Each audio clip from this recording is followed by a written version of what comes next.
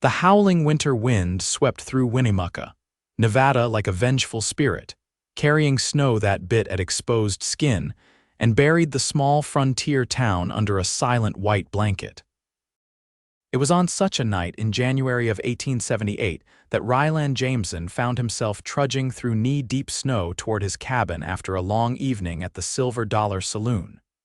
Rylan pulled his sheepskin coat tighter around his broad shoulders, his spurs jingling with each laborious step. The 30-year-old cattle rancher had spent the evening nursing a single whiskey, listening to the town gossip rather than participating in it. He preferred the company of his horses to most people, finding honesty in animals that was rare in humans. He was about to turn down the path leading to his modest cabin when something caught his eye, a dark shape against the pristine snow behind the general store. Rylan paused, squinting through the falling snow. His hand instinctively moved to the revolver at his hip as he cautiously approached. What he found stopped him cold. A woman lay curled in on herself in the narrow space between the store's back wall and a stack of empty crates, a thin, tattered blanket pulled over her shivering form. Snow had already begun to cover her like a death shroud. "Madam." Rylan called, kneeling beside her. "Madam, can you hear me?" The woman didn't respond beyond a faint moan. Her lips were blue, her skin pale as the moon. Rylan didn't hesitate. He removed his coat and wrapped it around her before gently lifting her into his arms. She weighed almost nothing, and the realization that she was likely half-starved added urgency to his steps as he carried her toward his cabin. "Hang on," he murmured, though he wasn't sure if she could hear him. "Just hang on a little longer."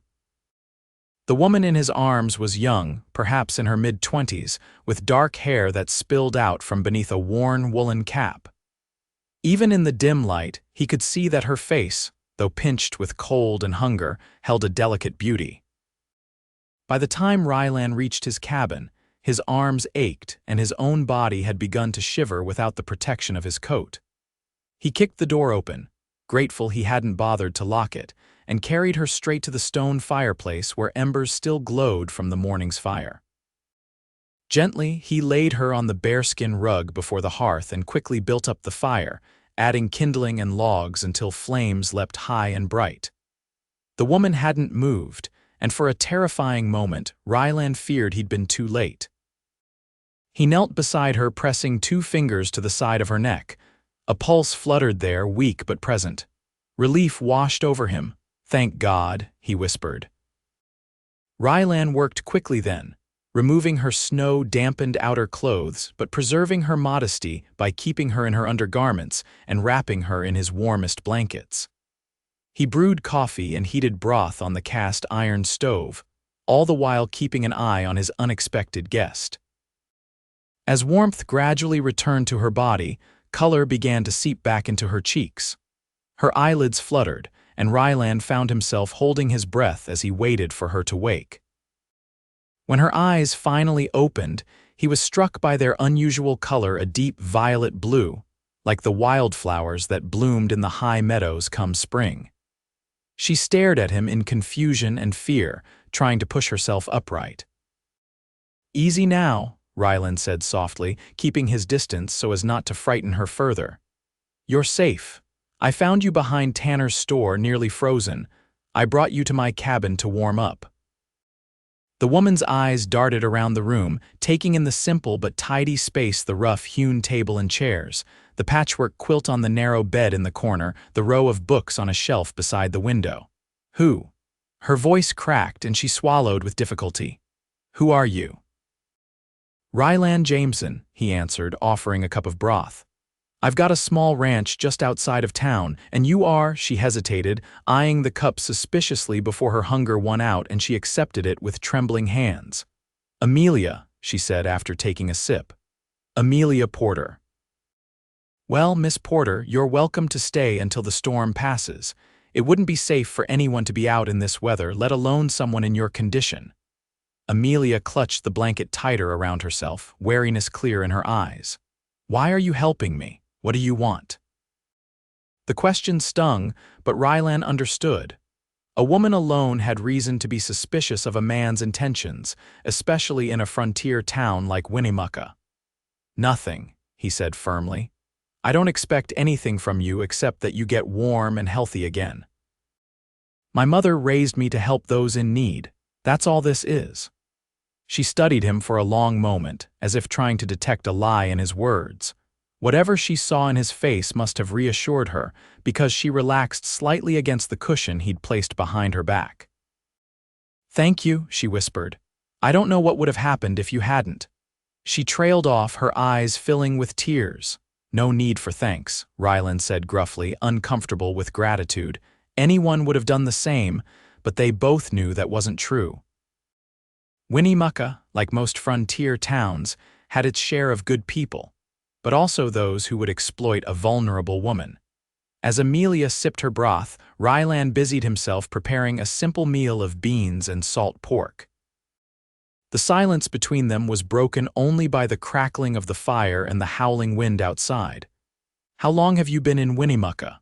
Rylan asked eventually, setting a plate before her. Amelia hesitated.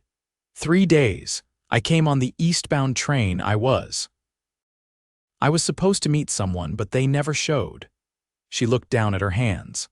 "I had nowhere to go and my money ran out yesterday." Rylan nodded, not pressing for details she clearly didn't want to share. Everyone in the West had a past they'd rather forget, himself included. What mattered was the present and how you chose to live from here on out. "You can stay here until you get back on your feet," he offered. "I've got a barn out back where I'll bunk down. The cabin's yours for now."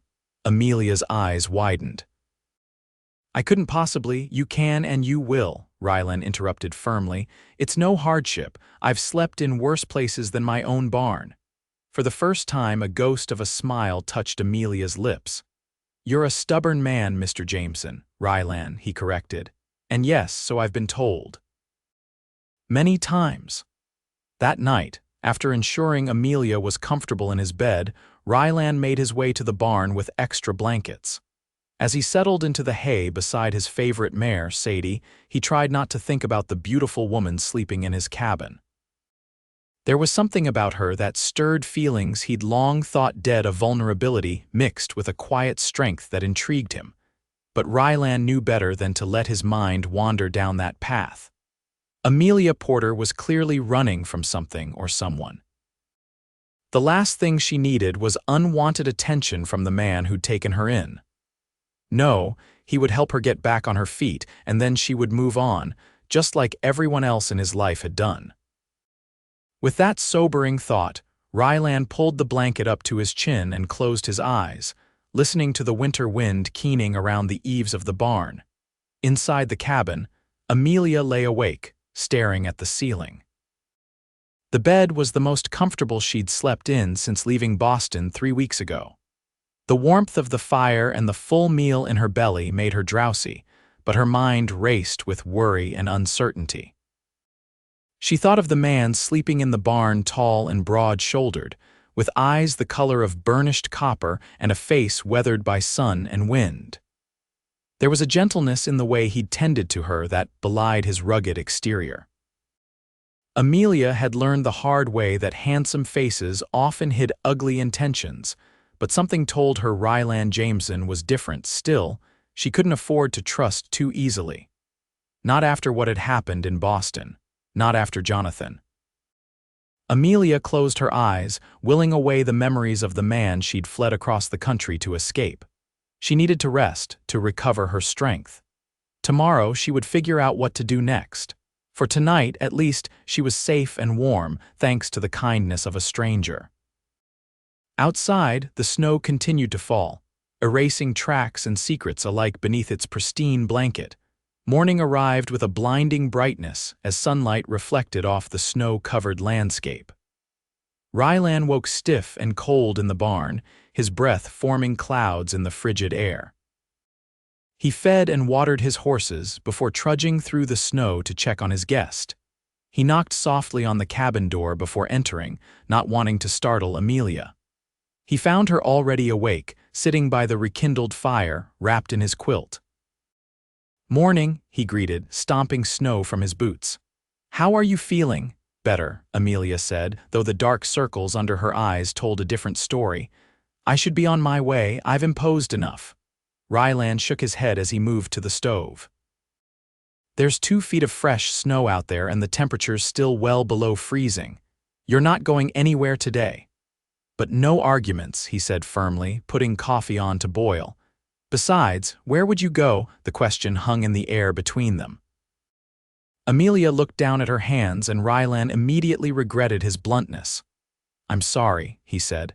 That was unkind. What I meant was you're welcome here until you've got someplace better to go. No rush. Amelia's shoulders relaxed slightly. Thank you. I don't want to be a burden, but I admit I'm not sure what my next step should be. Well, let's start with breakfast and we can figure out the rest later. Rylan began mixing batter for flapjacks, a Sunday tradition he rarely skipped even when alone. As he cooked, Amelia rose and began setting the table without being asked, moving with a natural grace despite her weakened state. Rylan noticed she'd folded his blankets neatly and straightened up the cabin. The small domesticity of it made his chest tighten in a way he didn't want to examine too closely. Over breakfast, they spoke of neutral topics: the weather, the town of Winnemucca and its inhabitants, Rylan's small herd of cattle that his ranch hand, Miguel, was tending in his absence. How long have you been ranching? Amelia asked, savoring the last bite of her flapjacks drizzled with precious maple syrup Rylan had traded for last summer. About 8 years now. Before that, I drove cattle up from Texas, worked as a scout for the Army for a spell, tried my hand at mining. Rylan sipped his coffee. None of it fit quite right until I saved enough to buy this place. It's small, but it's mine. That sounds wonderful, Amelia said softly, to have something that's truly yours. There was such longing in her voice that Rylan found himself wanting to know more about her, but he resisted prying. Instead, he cleared their plates and suggested she rest while he tended to chores around the property. The day passed quietly, with Rylan checking on Amelia periodically. By evening, she seemed stronger, even helping to prepare a simple dinner of venison stew using meat from Rylan's winter stores. As they sat by the fire after their meal, the comfortable silence between them was broken by Amelia's quiet voice. I ran away, she admitted, staring into the flames. From Boston, from a man who... She swallowed hard. A man who wasn't who I thought he was. Rylan remained silent, giving her space to continue if she wished. Jonathan Blackwell, she said, the name sounding like poison on her tongue. He was respected, wealthy, charming. My parents were thrilled when he asked for my hand, but after we were engaged, I began to see another side of him, controlling, cruel when no one was watching. She wrapped her arms around herself. When I tried to break the engagement, he threatened me, said he would ruin my family if I left him. So you ran, Rylan said softly, no judgment in his tone. Amelia nodded. I took what little money I had saved and boarded a train west. I wrote to my cousin in Sacramento, asking if I could stay with her while I found work. She agreed and sent money for the final leg of my journey to a post office in Winnemucca. But the money never arrived, Rylan guessed. Or someone took it before I could claim it, Amelia said bitterly. By then, I couldn't afford a room or another train ticket. I tried to find work in town, but... She trailed off. Rylan understood. A woman alone with no references or connections would find few respectable opportunities in a place like Winnemucca. Well, he said after a moment, you're welcome to stay here until spring if need be. By then, the passes will be clear and I could take you to Sacramento myself. Amelia looked up at him, her violet blue eyes shining with unshed tears. Why would you do that for me? You don't even know me. Rylan shifted uncomfortably. He wasn't good with words or explaining his feelings. Let's just say I know what it's like to need a fresh start, he said finally, and out here we look after our own. I'm not your own, Amelia pointed out. I'm a stranger. Not anymore, Rylan said simply. Now you're my guest. And in the spring, if you still want to go to Sacramento, I'll see you safely there. Amelia studied him for a long moment, as if trying to understand a puzzle. Thank you, she said finally. Not just for the offer, but for not asking more questions than I want to answer. Rylan nodded, understanding perfectly. Everyone deserved their secrets. As January gave way to February, Amelia's health improved steadily. Despite Rylan's protests, she insisted on earning her keep, taking over cooking duties and helping with indoor chores. She proved to be skilled with a needle, mending Rylan's work shirts and patching his worn quilts with scraps from his mother's old sewing basket. Rylan continued to sleep in the barn, despite the bitter cold, refusing Amelia's offers to trade places or to share the cabin with him taking the floor. His own stubborn sense of propriety wouldn't allow it, though the barn was far from comfortable during the coldest nights. One evening, as a particularly fierce blizzard howled outside, Amelia confronted him as he prepared to head out to the barn. "This is ridiculous," she said, blocking his path to the door. "You'll freeze to death out there tonight, the temperature's dropping by the minute." "I'll be fine," Rylan insisted. "I've got plenty of blankets and the animals provide some warmth." "And what good will you be to your animals if you catch your death of cold?" Amelia challenged. "This is your home, Rylan. I won't have you risking your health on my account." There was a determination in her stance that reminded Rylan of his mother, a woman who couldn't be swayed once she'd made up her mind. The memory made him smile despite himself. "What do you propose, then?" he asked. "We're both adults. The cabin's small, but there's room enough. You take the bed tonight and I'll make a pallet by the fire." When he began to protest, she held up a hand. "Or we can fashion a proper sleeping area for you out here in the main room. Either way, you're not going back to that barn tonight." Rylan considered arguing further but found he didn't have the energy.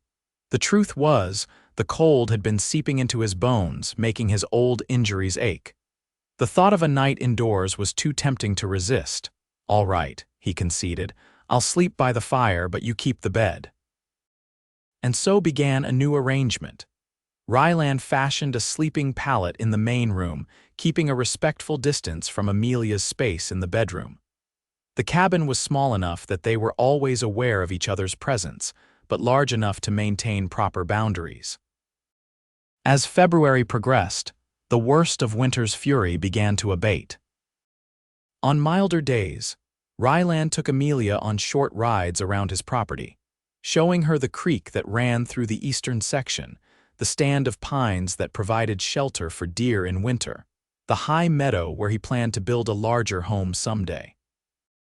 Amelia proved to be a natural horsewoman, handling Rylan's gentle mare, Sadie, with confidence. Her cheeks flushed with cold and exhilaration as they rode, her violet blue eyes bright with a joy Rylan hadn't seen before. These moments made his chest tighten in that strange way again, a feeling he both welcomed and feared. In the evenings, they established a comfortable routine. After dinner, Amelia would read aloud from one of Rylan's small collection of books while he carved or mended harnesses. Her voice, melodious and clear, brought new life to the stories he'd read many times before. Sometimes they would simply talk, sharing pieces of their lives before Winnemucca. Rylan told her about growing up in Missouri, losing his parents to influenza when he was 17, striking out west to find his place in the world. Amelia spoke of her childhood in Boston, her love of music and art, her dream of seeing the great natural wonders of the West that she'd only read about in books. What she didn't speak of was Jonathan, and Rylan never pressed. But sometimes at night he would hear her cry out in her sleep, and it took all his willpower not to go to her, to offer comfort against whatever demons haunted her dreams. As February turned to March, signs of spring began to appear. The snow receded, revealing patches of earth that had been hidden for months. Birds returned, filling the mornings with song. The days grew longer, the sun warmer, and with these changes came a subtle shift between Rylan and Amelia. Their conversations lingered longer, their gazes held a beat more than necessary. Their fingers brushed when passing dishes at meals, small moments that sent currents of awareness through them both.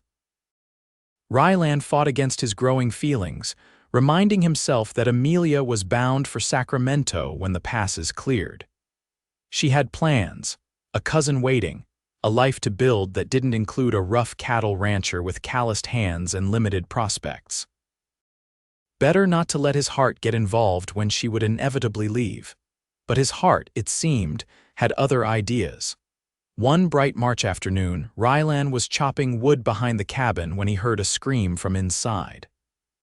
He dropped the axe and ran, bursting through the door to find Amelia backed against the wall, a letter clutched in her trembling hands. "Amelia!" Rylan moved toward her, alarmed by the terror in her face. "What's happened?" "He found me," she whispered, holding out the letter. "How did he find me?" Rylan took the paper, his eyes quickly scanning the elegant script. "My dearest Amelia, did you truly think you could hide from me? I've had men searching for you since the day you disappeared. It was only a matter of time before one of them succeeded. Your little adventure has gone on long enough. I've secured passage west and will arrive in Winnemucca by month's end to collect you. Your parents send their love and relief that you will soon be returned to your rightful place. Until then, my dear, remember that you are mine. Faithfully yours." Jonathan. Cold fury washed over Rylan as he read the possessive words. He looked up to find Amelia hugging herself, tears streaming down her face. "The station master brought it," she said shakily. "Said a man in Carson City paid to have it delivered directly to me." "Rylan, he knows I'm here." Rylan crossed to her in 2 strides, placing his hands gently on her shoulders. "Listen to me," he said firmly. "He doesn't own you. You're not his to collect, and you don't have to go anywhere with him." "You don't understand," Amelia whispered. "Jonathan is powerful, connected. He won't just give up.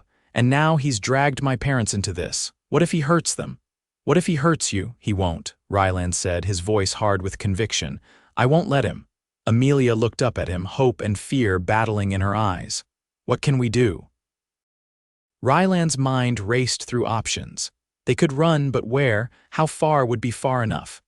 And running would mean leaving the ranch, his home, everything he'd worked for. No, he wouldn't run. Not from this man who thought he could own another person. "We fight," Rylan said simply. "We stand our ground and we fight." "How?" Amelia asked, sounding desperate. "First, we need to know more about what we're up against." Rylan moved to the table, pulling out paper and a pencil. "Write to your cousin in Sacramento. If she's expecting you, she should know what's happening. And write to your parents, directly find out if they really are supporting Jonathan's claims." Amelia nodded, taking the pencil with shaking hands. "Meanwhile," Rylan continued, "I'll go into town, speak with Sheriff Davis. If this Jonathan comes to Winnemucca looking for trouble, the law should be prepared." For the next week, Amelia was jumpy and distracted, starting at every sound. Rylan made sure she was never alone, bringing her with him on his rounds of the ranch and sleeping with his revolver close at hand. The letter to Amelia's cousin was sent, along with one to her parents, though they couldn't expect replies for weeks. Sheriff Davis had promised to keep an eye out for strangers arriving on the eastbound train, but beyond that, there was little he could do without evidence of a crime. As the days passed with no sign of Jonathan, Amelia began to relax slightly. She and Rylan fell back into their routine, though there was a new undercurrent to their interactions, a shared purpose, a bond forged by the threat hanging over them. One evening, as they sat by the fire after dinner, Amelia broke a comfortable silence. "What if I don't go to Sacramento?" she asked softly. Rylan looked up from the bridle he was mending. "What do you mean?" Amelia twisted her hands in her lap. "I've been thinking about my plans. About what I really want." Rylan set aside his work, giving her his full attention. "And what do you want, Amelia?" She met his gaze, vulnerability and determination mingling in her eyes. "I want to stay in Winnemucca. I want to build a life here." Rylan's heart quickened, but he kept his expression neutral. "It's not an easy place for a woman alone." "I know," she said, "but I'm not afraid of hard work. I could find employment, perhaps teaching at the school or working at the general store." "Mr. Tanner mentioned he was looking for help when I was in town with you last week." Rylan nodded slowly. "Is this about Jonathan, about hiding from him?" No, Amelia said firmly. This is about me choosing my own path for once. Not my parents' path, not Jonathan's, not even a path I chose in haste while running away. She took a deep breath. These past months, I've felt more alive, more myself than I ever did in Boston. I want to see what kind of life I can build here. The firelight played across her face, highlighting the quiet determination in her expression. Rylan had never seen her look more beautiful. Well, he said carefully, you'd be welcome to stay on here until you find your footing. No rush. A small smile curved Amelia's lips. Thank you.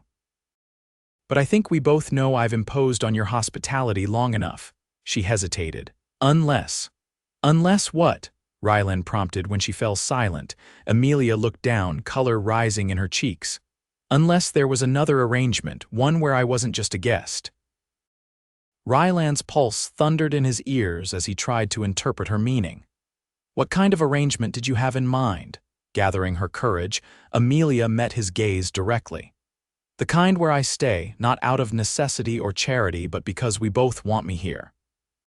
Because there's something between us worth exploring, she swallowed hard. Unless I've misread things entirely. For a moment, Rylan couldn't speak, overwhelmed by the confirmation that his feelings weren't one-sided. When he found his voice, it was rough with emotion. You haven't misread anything, he said softly. I've been fighting this since the day you woke up by my fire, fighting it because I thought you were bound for Sacramento, because you deserved better than a rough cattleman with modest means. I don't want better, Amelia said, rising from her chair and moving to kneel beside him. I want you, Rylan Jameson, exactly as you are. Rylan reached out, his calloused hand cupping her soft cheek. Are you sure? This life, my life, it's not what you're accustomed to. I've never been more sure of anything, Amelia whispered, leaning into his touch. These past months have shown me what truly matters. Not wealth or status, but kindness, integrity, feeling safe and valued. You've given me all of that and asked nothing in return. Rylan couldn't resist any longer. He leaned forward, closing the distance between them, and pressed his lips to hers in a gentle, questioning kiss. Amelia responded immediately, her hands coming up to rest on his shoulders as she returned the kiss with a sweetness that made his heart ache. When they parted, both slightly breathless, Rylan rested his forehead against hers. We still have Jonathan to deal with, he reminded her. I know, Amelia sighed. But I won't let fear of him dictate my life anymore. Whatever comes, we'll face it together. Together, Rylan agreed, sealing the promise with another kiss. The following days were filled with a quiet joy as Rylan and Amelia adjusted to their new understanding. Though nothing changed in their living arrangements, Rylan still slept in the main room. Respecting proper boundaries, everything felt different. Touches lingered. Smiles came easier, and the future no longer loomed as a deadline for their parting, but as a path they might walk together. Rylan rode into town regularly, checking for news of eastbound travelers and collecting mail. A reply came from Amelia's cousin in Sacramento, expressing concern and offering support if needed. But no word came from her parents, and no sign of Jonathan. As March progressed, they began to hope that perhaps Jonathan's letter had been a bluff, an attempt to frighten Amelia into returning east of her own accord. Or perhaps he had lost interest in pursuing her across the country. The knot of tension that had gripped them began to ease slightly. But their reprieve was short-lived. On the last day of March, Rylan rode into town for supplies. The spring thaw had turned the roads to mud, and the trip took longer than usual. By the time he'd loaded his purchases and started back to the ranch, the afternoon was waning. He was halfway home when he saw the smoke. Dark plumes rose against the clear blue sky coming from the direction of his ranch. Rylan's blood turned to ice. He kicked his horse into a gallop, mud spraying behind them as they raced toward home. As he crested the final ridge, his worst fears were confirmed. The barn was ablaze, flames leaping high into the air. And even worse, a man he didn't recognize was dragging a struggling Amelia toward a waiting carriage. Rage and fear propelled Rylan forward. He drew his revolver as he rode, aiming high to avoid hitting Amelia. "Let her go," he shouted, his voice carrying across the yard. The man turned, revealing a handsome face contorted with anger. He yanked Amelia against him, using her as a shield. "This doesn't concern you, rancher," he called back. "The lady is my fiancée. She's coming back to Boston where she belongs." Rylan reined in his horse 20 yards away, keeping his revolver trained on the pair. "Is that right? Because she seems mighty unwilling for a willing fiancé." Amelia's face was streaked with tears, a bruise forming on her cheekbone. The sight of it made Rylan's vision narrow with fury. "Rylan," she called, her voice shaking. "He set the barn on fire. The horses, quiet," Jonathan snapped, tightening his grip on her arm until she winced. "The horses are fine," Rylan said steadily, though his heart pounded. "I let them out to pasture this morning. It was a small mercy, but one he clung to. Now, let's talk this through like civilized men, Mr. Blackwell. Because from where I'm sitting, you're committing several crimes on my property," Jonathan sneered. "As if the law in this God-forsaken territory would side with you over me. Do you know who I am, what connections I have?" "I know you're trespassing," Rylan said calmly, dismounting but keeping his revolver ready. "I know you've assaulted a woman under my protection, and I know you've set fire to my barn. That's enough for me." "She's mine," Jonathan hissed, his composure cracking. "I've spent a fortune tracking her down. Do you think I'll leave without her because some nobody rancher points a gun at me?" Amelia's eyes met Rylan's, and in that moment, a silent communication passed between them. With a sudden movement, she stomped hard on Jonathan's instep and twisted out of his grasp. As Jonathan lurched forward to grab her again, Rylan fired a warning shot that kicked up dirt at the man's feet. "Next one won't miss," Rylan warned. Jonathan froze, his face livid with rage. "You have no idea what you're doing," he snarled. "I'll ruin you. I'll take everything you have." "You already tried burning down my barn," Rylan said. "Didn't work out too well for you." He nodded toward Amelia, who had moved safely behind him. "As for taking what's mine, seems the lady has other ideas." "She'll change her mind," Jonathan said, a malicious smile spreading across his handsome features, "when she realizes what life with you really means. Dirt floors, hard labor, no society or culture. She's a porter, for God's sake. How long before she misses her piano recitals and tea parties and proper Boston society?" Rylan felt a flicker of doubt, the same doubt that had plagued him from the beginning. But then Amelia stepped forward, her head held high despite the bruise marring her face. "I've seen both worlds now, Jonathan," she said clearly. "And I choose this one. I choose him. I would rather live in a tent with Rylan Jameson than in a palace with you." Her words warmed Rylan like nothing else could have, but he kept his attention on Jonathan, whose face had contorted with rage. "You'll regret this," Jonathan spat. "Both of you." "The only thing I regret," Amelia said calmly, "is not seeing you for what you really are sooner." Jonathan's hand moved toward his coat and Rylan tensed, but before either man could act, the thunder of approaching hooves drew their attention. Sheriff Davis arrived with 2 deputies, their guns drawn. "What's going on here, Jameson?" the sheriff called, taking in the burning barn and the tense standoff. "This man attacked Miss Porter and set fire to my barn," Rylan explained, not lowering his revolver. "Claims she's his fiancée and he's taking her back east, against her will," the sheriff turned to Amelia. "That true, miss?" "Yes," Amelia said firmly. "I ended our engagement before leaving Boston. He's tracked me here to force me to return." Sheriff Davis dismounted, approaching Jonathan with caution. "Sir, I'm going to have to ask you to come with me. We'll sort this out in town." Jonathan looked from the sheriff to his deputies, clearly calculating his chances. Finally, his shoulders slumped slightly. "This is a misunderstanding," he said, his voice regaining its cultured smoothness. "I was distraught at finding my fiancée living in such primitive conditions. I reacted poorly, I admit, but surely this can be resolved without involving the law." "You can explain all that from a cell," the sheriff said, unmoved. Arson's a serious crime in Nevada territory, as is kidnapping. As the deputies took Jonathan into custody, Rylan finally lowered his revolver, feeling the adrenaline drain from his body. He turned to Amelia, examining her bruised face with gentle fingers. "Are you hurt anywhere else?" he asked softly. Amelia shook her head. "No, I'm all right. He surprised me when I was hanging laundry." Her eyes filled with tears as she looked at the burning barn. "I'm so sorry, Rylan, your barn." "Hey," he said, drawing her into his arms. "It's just a building. We can rebuild it." He pressed a kiss to her forehead. "All that matters is that you're safe." Over Amelia's shoulder, Rylan watched as the sheriff and his deputies led Jonathan toward town.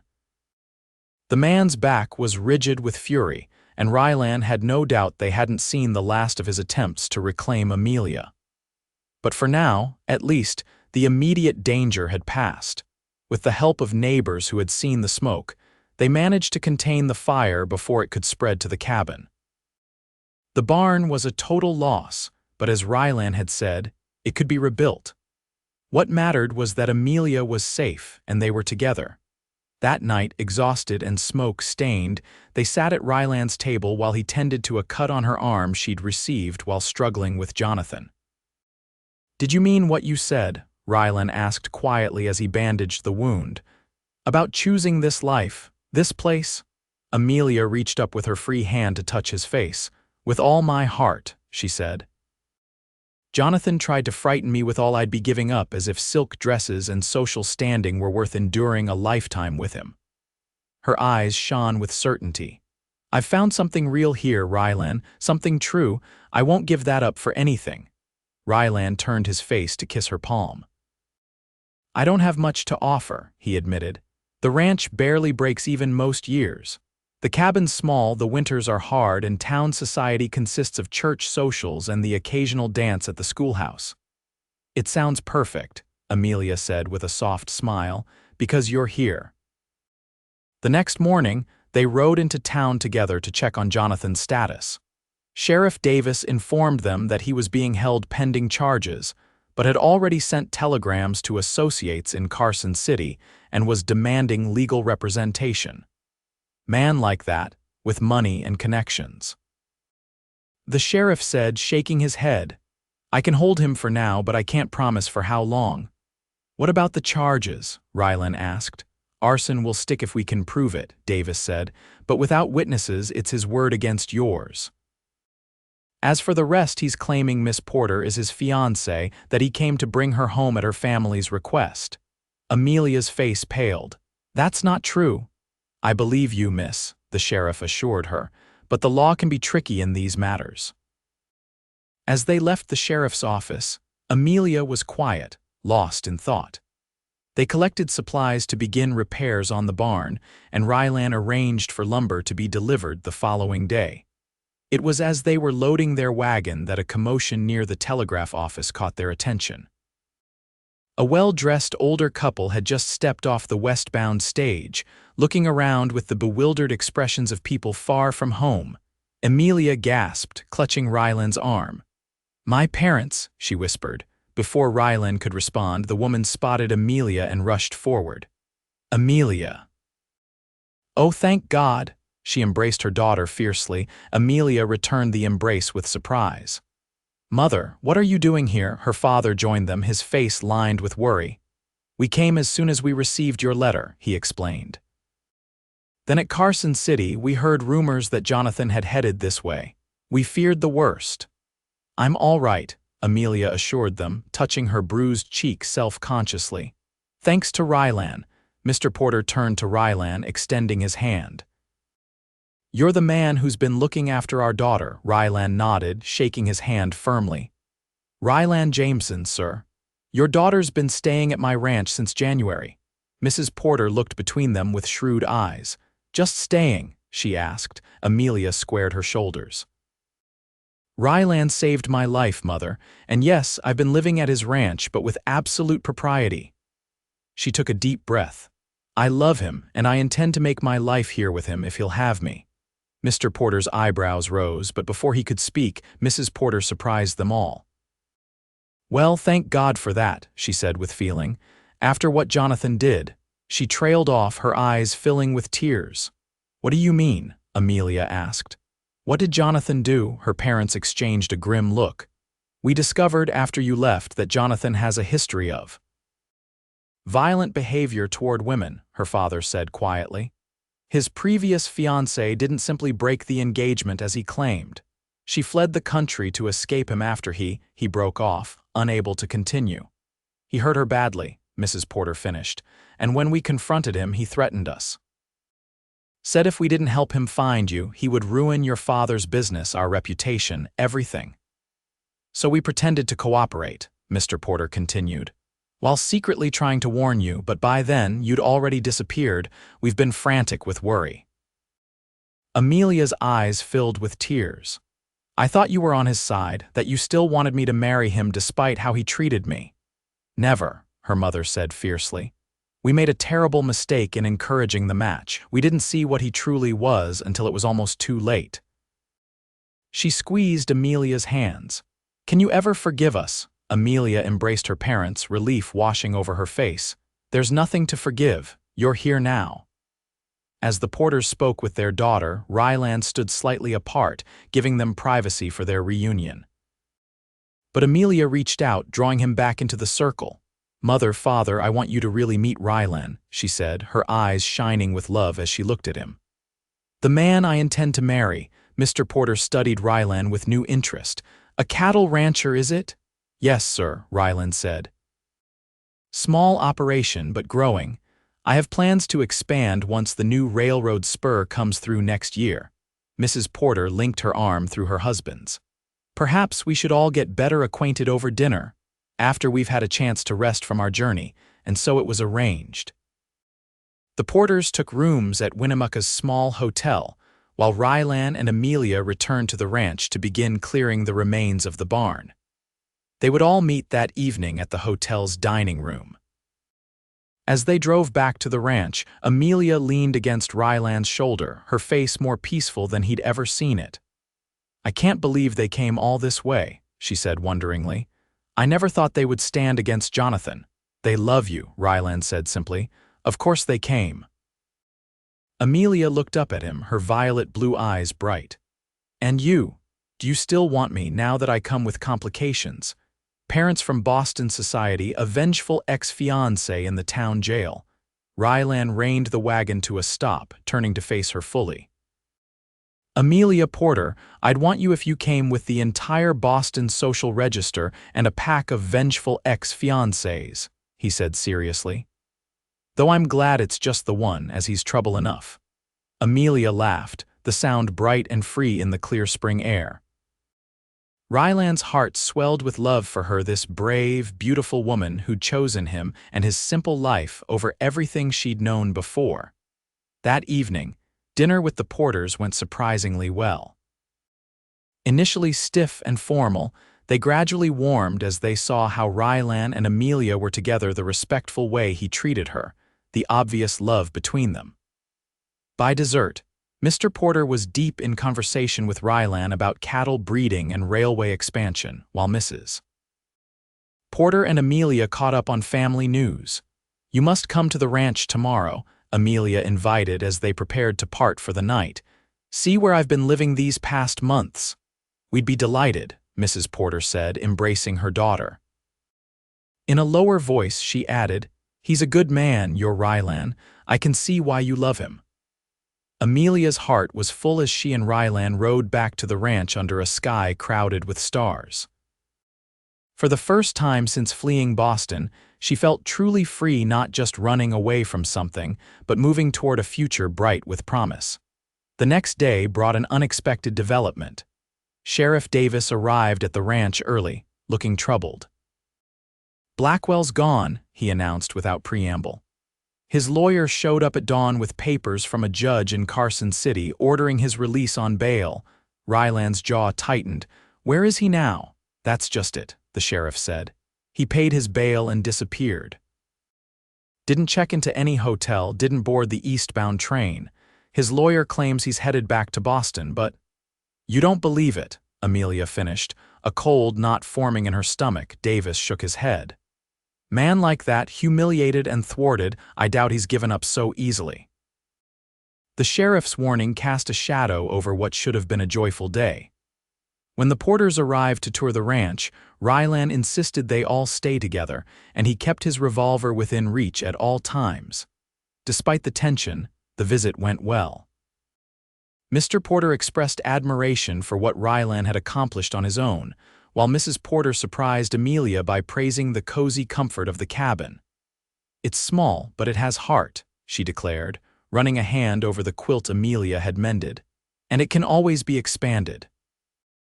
As they walked the property, Rylan pointed out where he planned to rebuild the barn larger and better than before, and where he'd eventually like to build a proper house. Of course, that might be years away, he admitted. Ranch profits are modest and lumber's dear. Mr. Porter exchanged a look with his wife. "Actually, we might be able to help with that. Consider it a wedding present." Amelia's eyes widened. "Father, are you offering to finance a new house?" "I'm offering to invest in my daughter's future," he corrected. "And in the man she's chosen." "A growing ranch needs capital, and I'd rather my money went toward something solid than sitting in a Boston bank." Rylan looked torn between pride and practicality. "That's generous, sir, but it's not charity," Mr. Porter interrupted firmly. "It's an investment. You'll pay it back when the ranch turns a profit, with interest if your pride requires it." Rylan considered this, then nodded slowly. "We can discuss terms," he agreed, offering his hand to Mr. Porter, who shook it with satisfaction. The afternoon passed pleasantly as they picnicked by the creek and made plans for the wedding. Amelia's parents would stay in Winnemucca for a few weeks, giving them time to arrange a proper ceremony at the small church in town. After that, they would return to Boston, but with promises to visit regularly. As the sun began to set, Rylan harnessed the wagon to take the Porters back to town. Amelia hugged her parents goodbye, promising to meet them the next day to begin wedding preparations. "Be careful," her father murmured as he embraced her. "Until Jonathan is accounted for, don't take any chances." "We won't," Amelia assured him. After the Porters departed, Rylan and Amelia checked that all the animals were secure for the night before retiring to the cabin. The evening was warm enough that they left the windows open to catch the spring breeze, the soft rustling of new leaves providing a gentle backdrop to their conversation. They sat at the table, mapping out plans for the new barn and discussing the upcoming wedding. Amelia's face glowed with happiness as they talked about their future together, and Rylan found himself marveling at how much his life had changed since that snowy January night when he'd found her behind the general store. As they prepared for bed, moving through their nightly routine with comfortable familiarity, Rylan couldn't help but feel that everything was finally falling into place. Jonathan was gone, presumably headed back east to face his own troubles. Amelia's parents had given their blessing. The ranch would grow stronger with the Porter investment, and most importantly, he and Amelia would soon be husband and wife, but his contentment was shattered in the dead of night by the sound of breaking glass. Rylan awoke instantly, reaching for his revolver. A figure loomed in the doorway of the bedroom where Amelia slept, a figure silhouetted by moonlight, holding what looked like a knife. "Get away from her," Rylan shouted, leveling his gun. Jonathan turned, his handsome face twisted with madness. "You've taken everything from me," he snarled. "My fiancé, my reputation, my future. Now I'll take everything from you." He lunged toward Amelia, who had awakened and scrambled back against the headboard. Rylan fired without hesitation, the shot deafening in the small cabin. Jonathan staggered but didn't fall. With a roar of rage, he charged at Rylan instead. They collided with bone-jarring force, Jonathan's momentum carrying them both to the floor. The knife flashed in the moonlight as Jonathan brought it down toward Rylan's chest. Rylan caught his wrist, straining to hold the blade away. Jonathan was strong, fueled by hatred, and whatever demons drove him, but Rylan was fighting for his life and for Amelia. With a surge of desperate strength, he twisted, flipping them over and slamming Jonathan's knife hand against the hard wooden floor. The knife clattered away, sliding under the stove. Jonathan howled with fury, landing a solid punch to Rylan's jaw that sent him reeling. As they grappled, Amelia appeared with Rylan's rifle, her face resolute in the dim light. "Stop," she commanded, her voice steady despite the terror of the situation. "Stop now, Jonathan, or I swear I'll shoot." Jonathan froze, his eyes darting between Amelia and Rylan. For a moment it seemed he might heed her warning, then his face contorted with a terrible smile. "You won't shoot me, Amelia," he said, his voice suddenly calm. "You don't have it in you, you've always been too soft, too weak." "I'm not the same woman who left Boston," Amelia said, her grip on the rifle unwavering. "This place changes you, makes you stronger, makes you do what needs doing." Jonathan laughed, a cold sound devoid of humor. "Prove it then, shoot me." The moment stretched between them, taut as a bowstring. Then, with a swift movement that surprised both men, Amelia shifted her aim and fired. The bullet struck the wall beside Jonathan's head, showering him with splinters. He flinched violently, his eyes wide with shock. "Next one won't miss," Amelia said, echoing Rylan's words from the day before. "Now back away from him, slowly." Jonathan hesitated, clearly weighing his options. But whatever he saw in Amelia's face must have convinced him of her resolve, because he slowly raised his hands and stepped back. Rylan got to his feet, keeping Jonathan in his sight as he moved to Amelia's side. "Go to the Johnsons' place," he told her, naming their nearest neighbors. "Bring help." "I'm not leaving you alone with him," Amelia refused. Before they could argue further, the sound of approaching horses filled the night air. Moments later, Sheriff Davis's voice called out, "Jameson, Miss Porter, you folks all right in there?" Relief washed over Rylan. "We're all right, Sheriff," he called back. "But we've got an unwelcome visitor." When the sheriff and his deputies entered the cabin, they found Rylan holding Jonathan at gunpoint while Amelia kept the rifle trained on him, her hands steady despite the ordeal. "I thought you might come out this way," Sheriff Davis said as his deputies took Jonathan into custody. "When I heard he'd hired a horse instead of taking the stage, figured he had unfinished business." He nodded to Amelia. "You did good, miss, both of you." As Jonathan was led away in handcuffs, he turned to Amelia one last time. "This isn't over," he said, his voice cold with hatred. "Yes, it is," Amelia replied steadily. "Goodbye, Jonathan." The sheriff lingered after his deputies had taken Jonathan away. "He won't trouble you again," he promised. Attempted murder's a hanging offense in Nevada territory. Between that and the arson, he'll be looking at a long stay in prison at the very least. When they were finally alone again, Rylan pulled Amelia into his arms, holding her tight as the adrenaline of the confrontation faded, leaving them both shaking. "You were incredible," he murmured into her hair. "Absolutely incredible." Amelia leaned back to look up at him, her eyes bright in the lamplight. "I meant what I said. I'm not the same woman who left Boston. This place you have changed me." "For the better, I hope," Rylan said, gently brushing a strand of hair from her face. "Definitely for the better," she assured him. "I've found strength I never knew I had, and love I never thought possible."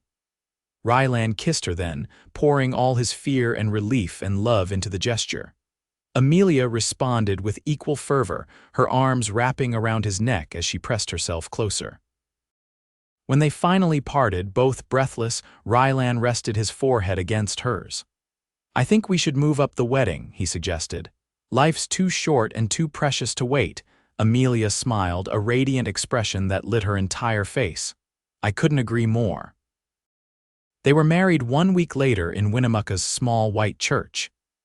The entire town turned out for the ceremony, curious about the Boston society girl who had chosen their rough-hewn cowboy over wealth and privilege. Amelia wore a simple gown of ivory satin that her mother had helped her make, adorned with lace from Mrs. Porter's own wedding dress.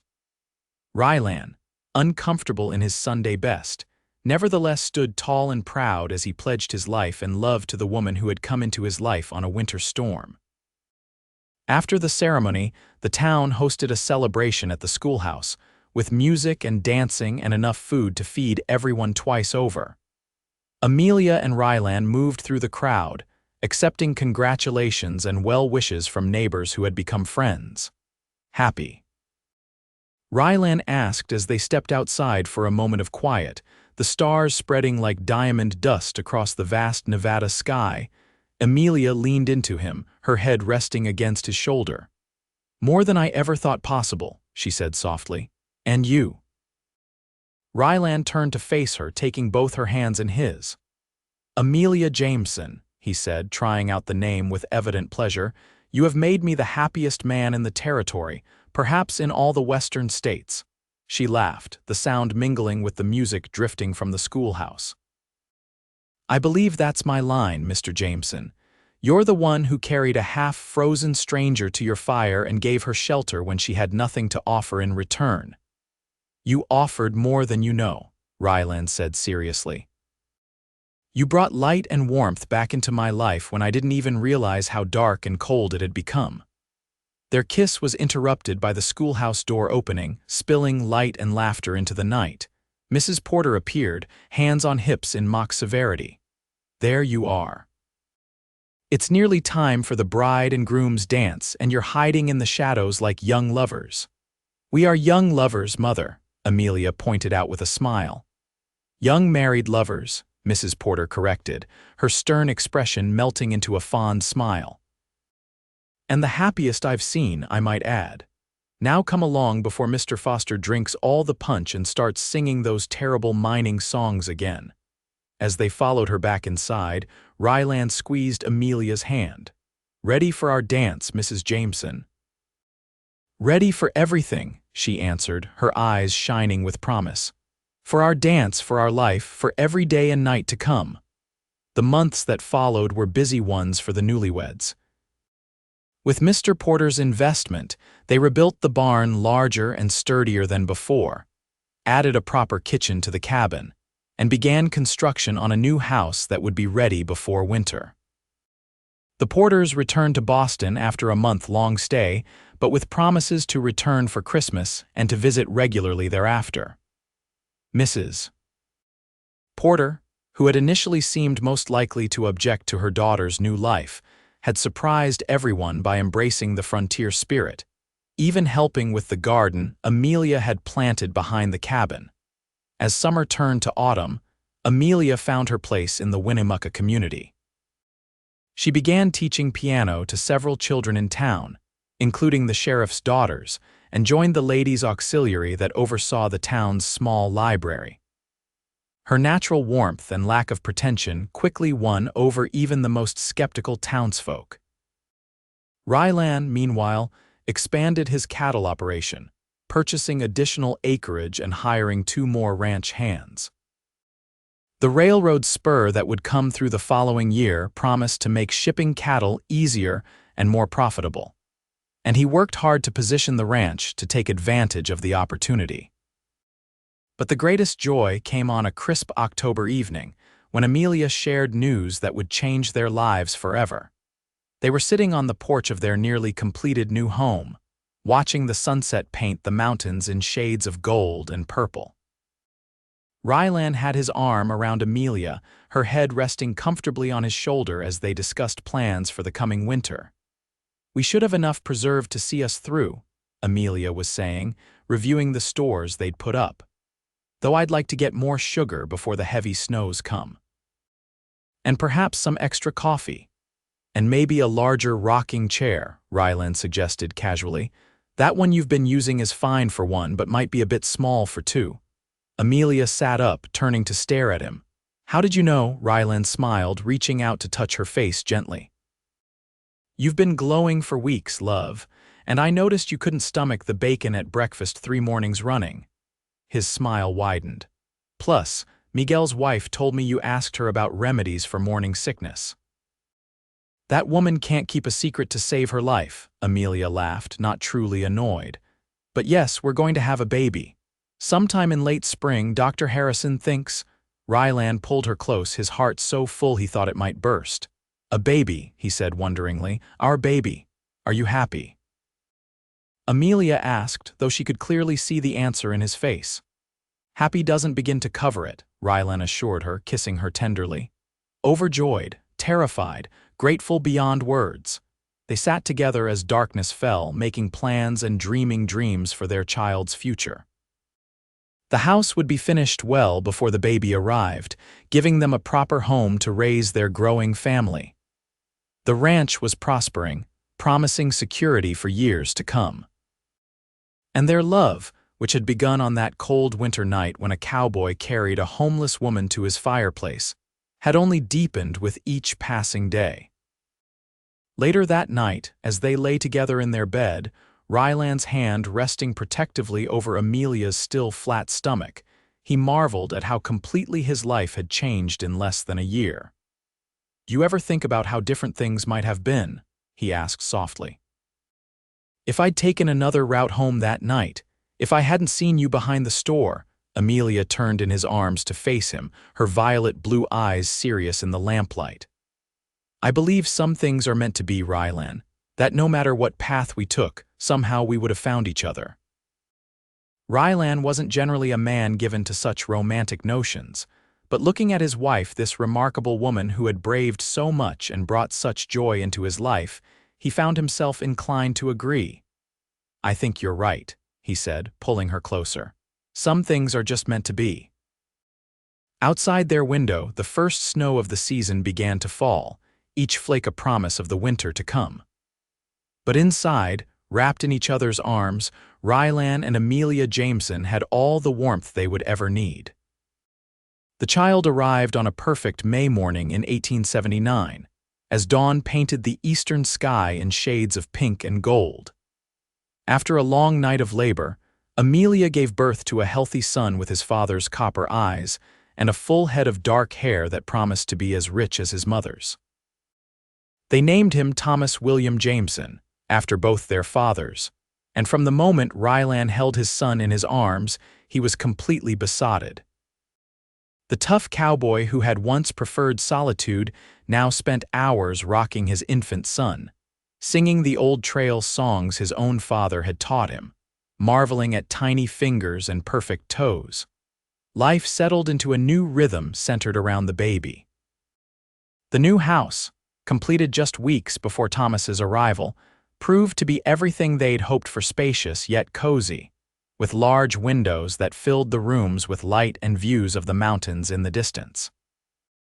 Amelia's piano, a surprise gift from her parents, sat in the parlor, and music once again became a regular part of their evenings. The Porters visited frequently, Mr. Porter showing unexpected skill as a doting grandfather while Mrs. Porter filled their home with handmade baby clothes and impractical toys that Rylan pretended to grumble about but secretly adored. As Thomas grew from infant to toddler, the ranch prospered alongside him. The railroad spur was completed, making it easier to ship cattle to market, and Rylan's careful breeding program began to pay dividends with hardier stock that fetched premium prices.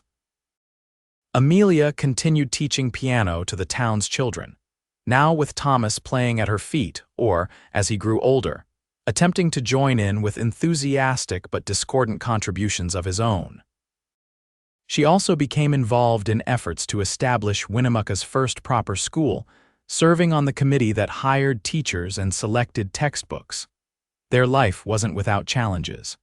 The winter of 1880 brought record snowfalls that isolated the ranch for weeks. Summer droughts occasionally threatened the grazing lands, and there were the ordinary difficulties of frontier life: limited medical care, harsh conditions, the constant work required to maintain a working ranch. But through it all, the foundation of their life remained solid.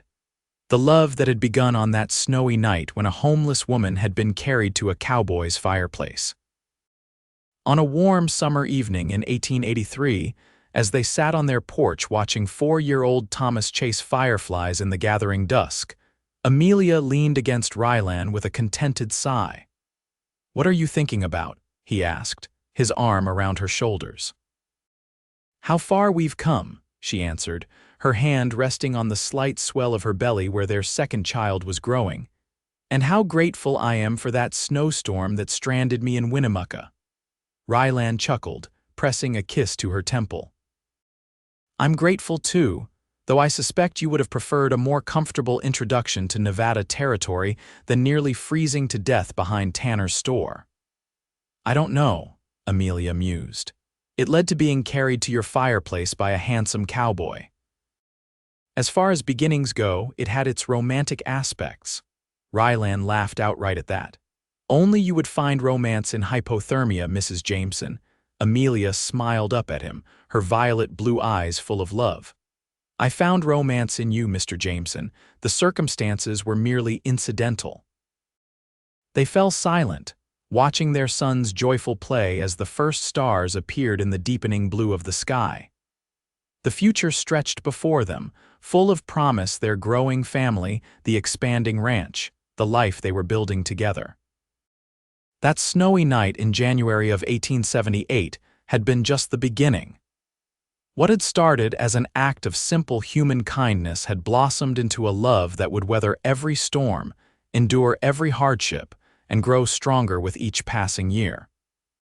And as Rylan Jameson looked at the family, he'd never dreamed he'd have the beautiful woman who had chosen him, the son who carried his name, the child yet to be born. He knew with absolute certainty that he had found his home. Not in the land or the house, fine though they were, but in the hearts of those he loved. The homeless woman who had been sleeping in the snow and the cowboy who had carried her to his fireplace had found in each other everything they had ever needed but never dared to hope for.